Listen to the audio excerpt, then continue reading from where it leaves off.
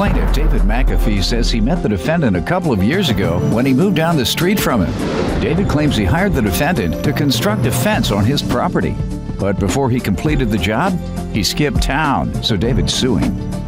Defendant Zach Ownby says David is nothing but a lazy stoner who's known for rolling blunts, so much so that he and his cousin call each other the Blunt Brothers. Zach admits that he didn't complete the fence, but insists David agreed to complete the work and probably doesn't remember because he smoked so much marijuana. Zach's countersuing for defamation. All right, and sir, you're suing your former friend for $260 for the cost of a fence. Yes. You're countersuing for $300 for defamation. Correct. Start with you.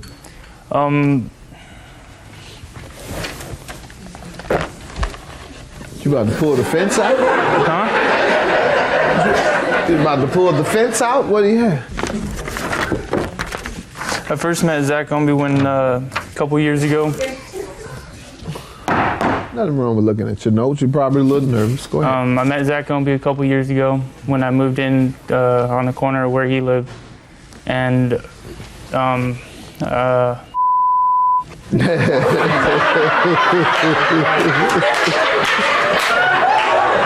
Now there is something wrong with that. my bad. Why don't you give me a little background? Your Honor, I met Mr. McAfee in the beginning of 2008. He moved in right down the street. I went and introduced myself, and shortly thereafter, we became friends. We started hanging out all the time. I started noticing things about Mr. McAfee. Mr. McAfee is a big stoner. Right. Smoke that weed all the time. Yeah, that might be why That's why his memory having a little problem.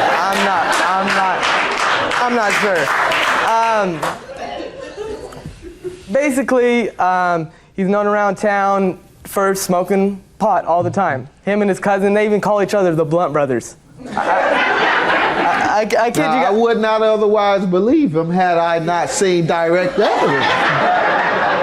Go ahead. I kid you not, Your Honor, he could probably roll a blunt in a snowstorm. I mean, he's that good. You know, he is good at that. So you've been smoking something with him? No, I'm not a smoker. You've seen him roll it so well. I'm a witness to this, Your Honor.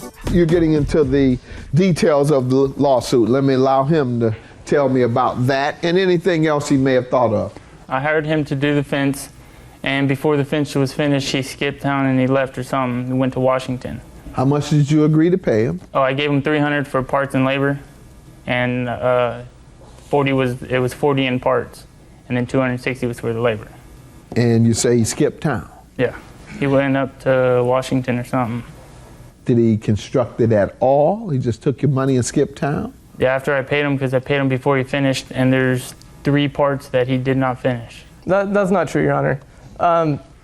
The truth of the matter is, I completed the fence, except for a small portion, and before I did skip town, which is the truth, I will admit I did skip town. However, before I finished, I had told Mr. McAfee, is it all right, there's only a small portion of the fence that I didn't do. I need to go up to Washington and handle some other matters. Mr. McAfee had stated that that's fine, don't worry about it, I'll simply finish the fence myself. I gave him a player price, $260 for a fence. I mean, get real. You know what I mean? Who else is going to do that, you know? So, who else is going to hire somebody to put up a fence if they can do it themselves? Well, he's too lazy, Your Honor. Well, how did you expect him to do it himself if you say he was too lazy? If you left town and he agreed to put it up. Well, a man's word is a man's word. Yeah, and your word was I'm going to do this. I'm going to construct a fence for $300. I don't believe you told him in the beginning you were skipping town after getting his money. That wasn't part of your word in the beginning, was it? Correct, Your Honor. So your word isn't your word. Let's see, sir. You tell me. He says that you told him that you would complete it. That's not You true. have a picture of the fence. He says he completed most of it. And the law requires that he complete a substantial amount. That's just one picture of one of the parts. I don't have any other That's pictures. a big gap. I mean, that's not a fence. He doesn't have a fence. A fence is something that will keep people from coming in. Your Honor, I have some pictures of the fence. Did you tell him you would fix it? I did not, Your Honor. What was the discussion regarding him skipping town? He left without me knowing. How long afterwards did he return? He was probably gone 2 months, month and a half. 2 months? And he came back Yeah. to complete it? No, he never completed it. Did you see or speak with him again? A little bit, and I asked him about it and just blew it off, I guess. You guess. See, this is a perfect example of smoking too much weed, sir. Before Your I Honor, commit defamation myself, do you abuse marijuana? No, not really. Do you use marijuana? Yes, I use marijuana. Well, if you use marijuana, the way you are responding today appears that you abuse marijuana. Go ahead, sir. Your Honor, What was discussed? What was discussed? Maybe he was too stoned when we had the conversation. He said he would fix it. Yeah, he said. Then when did he contact you about fixing it? Well, whenever I came back, I heard all this whoop-de-whoop-whoop about me not doing a good job and him talking this, that, and the other. And what did you say? Did you remind him of the discussion? Yes, and he said that he acts like the conversation never took place. And I have some pictures of the fence. I did a very... Sir, do you have anything else to prove your point? No. Because the only thing I have today is you with memory problems, which is a result of marijuana abuse. He says you abuse it, you said you use it and do not abuse it, but from every indication, you abuse it. And he is very thorough and concise with his testimony. Sounds like he remembers perfectly. He just uses and not abuses. Your Honor, I don't use. You don't use? I don't use. Oh, good. All right. So I have a few pictures of the fence. If you guys would like to take a look at them. I want to know, what did you tell him when he was asking you to complete your job? I told him that we had this conversation. You said that you would finish it and it wouldn't be a problem. See, and what you're saying is not making sense. Why would a person agree to finish it themselves and give you the money for it? They would say, give me my money back. I'll fix it myself and give me $40, $50 back so I can go and buy a couple bags. Your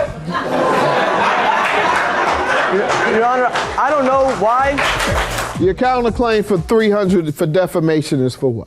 The counterclaim is basically he's going around telling everybody that my work is no good. I've lost hundreds of dollars probably because of this. I do different, odd jobs in the neighborhood and stuff like that, and now people are reluctant to hire me because of what Mr. McAfee is saying. What is he saying specifically? Saying that I didn't finish the fence. And you didn't.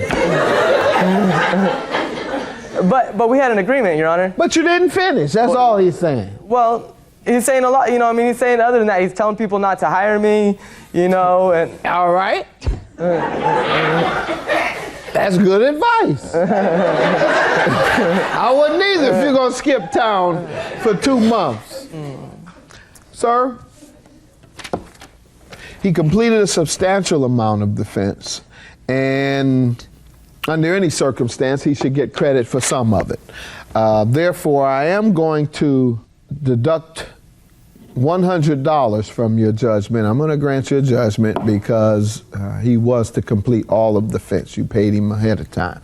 So I'm going to deduct $100, leaving you with $160. What can you get with that these days?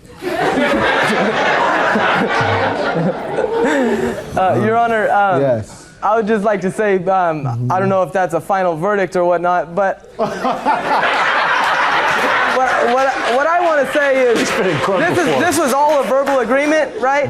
So why does my verbal agreement not stand up here in court today, sir? Okay, because I am not convinced that someone would give you all of the money for a job.